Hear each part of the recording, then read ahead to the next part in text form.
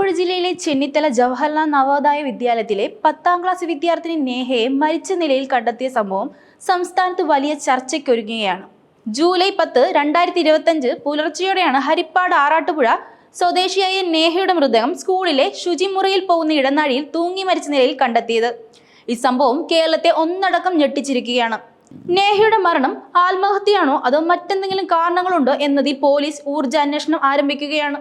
നേഹയുടെ മരണത്തെ സംബന്ധിച്ച് നിരവധി ചോദ്യങ്ങളാണ് ഉയർന്നു വരുന്നത്.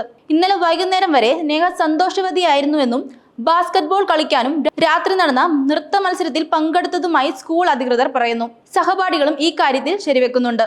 ഒരു ദിവസം പോലും സാധാരണയായി ഇല്ലാത്ത ഈ രീതിയിലുള്ള ഒരു മരണം ആർക്കും വിശ്വസിക്കാനാവുന്നില്ല. ആറാട്ടുപുഴ മംഗലം തൈവേലിക്കകത്ത് ഷിജു അനില ദമ്പതികളുടെ മകളാണ് നേഹ. മകളുടെ വിയോഗ വാർത്ത കേട്ടതു മുതൽ മാതാപിതാക്കളും കുടുംബവും കടുത്ത ദുരിതത്തിലാണ്. നേഹയുടെ മരണത്തിൽ ദുരൂഹതയുണ്ടെന്ന് വിശദമായ അന്വേഷണം വേണമെന്നും മാതാപിതാക്കളുടെ ആവശ്യം.